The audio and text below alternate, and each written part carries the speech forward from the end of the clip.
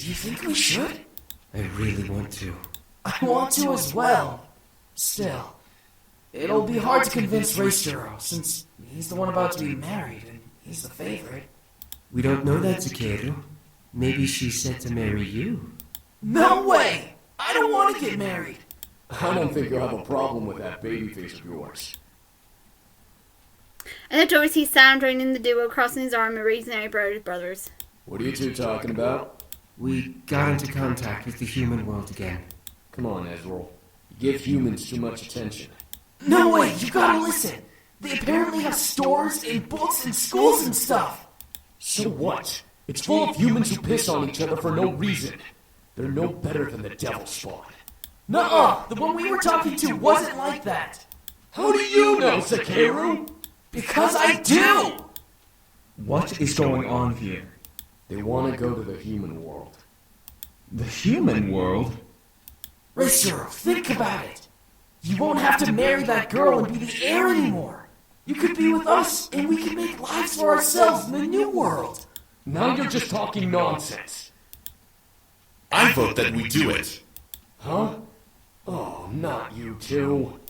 Think about it. This may be our chance to finally get away from this political nonsense we're stuck in.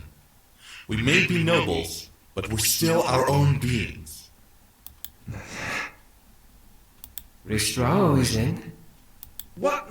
Ezreal! Haha! Woo! So how do we get there? Are you kidding me? You don't even know how we'd get there. A simple spell should work, but it would require someone from the human world to help us get there. We can ask him. Oh, he'd definitely help us. I'm not so sure about... Reisra, aren't you tired of pleasing Father all of the time?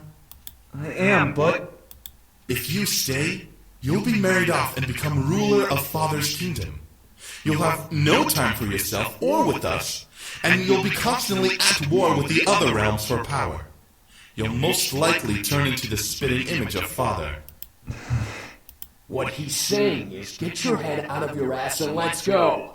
If you don't say yes, I'll drag your princely ass with us. I don't... Come on, Reassurance. Alright, let's do this. What's the plan? I couldn't believe what was happening. I was seeing the history of their lives before my eyes. They were nobles, and James was the heir to the kingdom. The commander ruled. Even more so, he was going to be married to Diana. Yikes. They sacrificed everything to leave and be together. They'd rather be free than remain in their noble roles. I started to feel a little jealous. They were able to leave while I was still expected to be my father's wanted me to be. How they were able to leave was uncertain still, but I knew I would learn in time. I closed my eyes and mentally asked Damon to end the vision. As soon as I asked, the world around me slowly vanished, and I was brought back to the bedroom where I sat with my head nested in Damon's hands. My visions began to clear, letting me fully see the boys around me, all with concerned faces. So, you now know exactly who we are. Diana's the girl you were arranged to marry? Not anymore. Once we left, the arrangement was broken. With no sons to marry off, her dad couldn't go through with the marriage deal. If Diana is here for us, that means she's trying to save her kingdom from being attacked. That's not true. She wants to rule our kingdom. Having one of us will give her the right to our kingdom, as much as we'd have right over hers. So she's a gold digger. Well, with a kingdom like ours, what succubus wouldn't want to marry us for it? It all makes sense. She wanted them so that she could finally take over the opposing kingdom. She knew that despite her power, she wouldn't be able to fight against their father, so she had to find another way in. That's manipulative. Before I could continue, I felt my head suddenly get heavy and dizzy. I gripped my head, kneeling under my breath. What the... I took too much. I'm so sorry. Rest now. There's no need to do anything more today. The boys suddenly rushed over and helped me lay back down as my vision was painted in white polka dots. I needed sleep badly. Instantly, I closed my eyes and let the darkness consume me. After what seemed like hours, I finally woke slightly refreshed. My body knew that if I slept any longer, I'd be up all night, which was not part of the plan for the day. I opened my eyes and sat up, feeling a soft groan escape my lips. In response, something beside my bed shuffled, causing me to look over. I didn't know what I was expecting. Beside me, sitting in the chair beside the bed, was Matthew, rousing Rousing up to see me awake, I smiled at him, seeing his slightly ruffled hair and tired eyes. Oh, you're awake.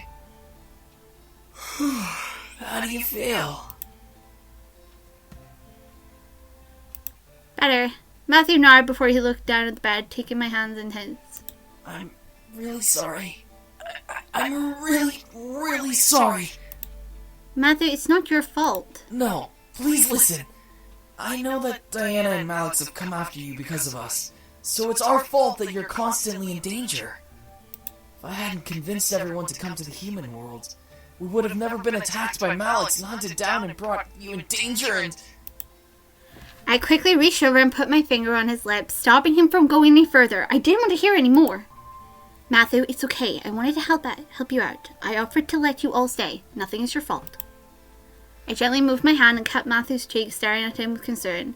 I didn't want him to hold guilt in his mind about this whole ordeal.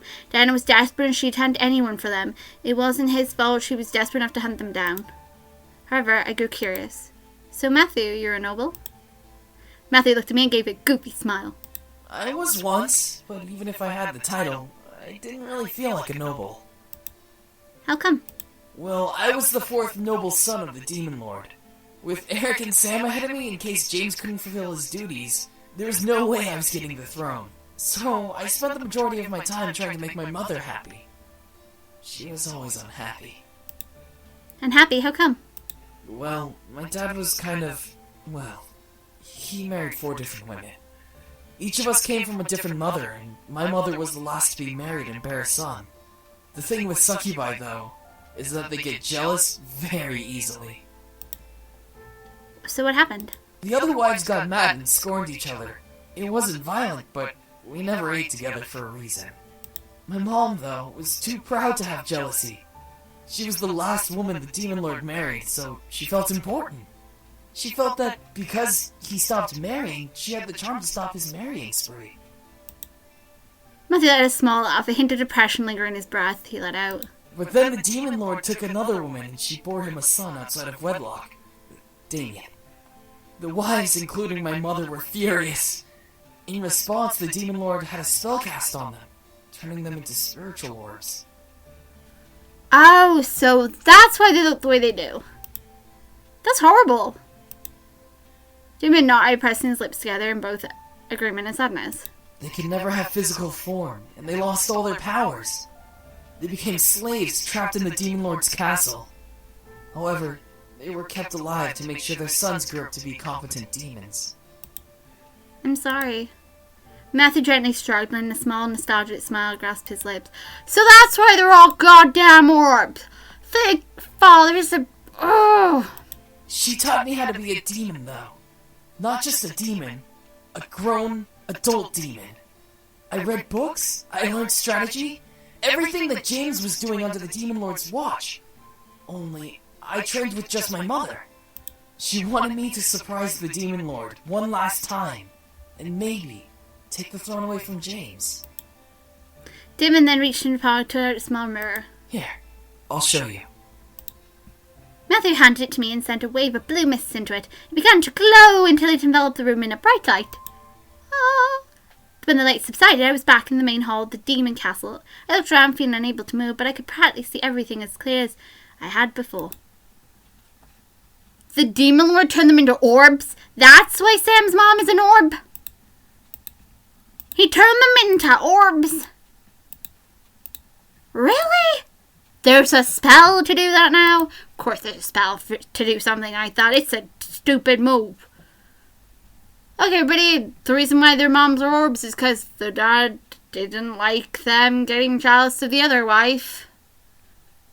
Because she was his favourite, and obviously he got really mad when she died.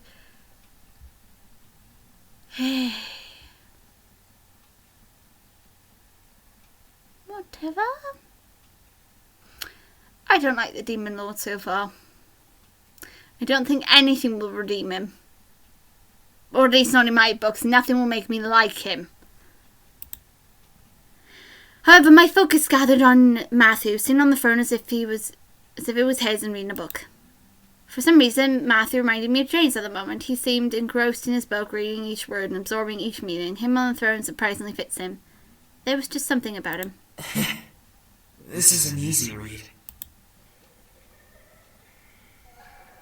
A sudden cry, however, echoed through the halls, forcing Matthew to stop and close the book and stand from the throne. Mother? I looked around, confused at the cry and where it was coming from. It seemed to echo through the room without any source of direction. Matthew sighed and placed the book on the armrest of the throne before he kept his hands together. Fly and comfort her, will you? Matthew opened up his hand. A small bird with blue and purple feathers perked up from the hiding place. Matthew smiled before releasing it into the air. It flew up and glided through an open arch. The sound of its flapping wings faded in the air as it flew farther into the castle. Come on. I could tell Matthew was holding his breath. He must have cared very much deeply for Mother. It was incredibly sweet. At last, the sound of the crying stopped. Matthew released a happy sigh. There we go. Matthew cracked his knuckles in approval and reached for his book. However, before he could grace the cover with his fingers, the sound of pattering entered the room. You, what son? Away from the throne! Jesus, you're loud, impy boy!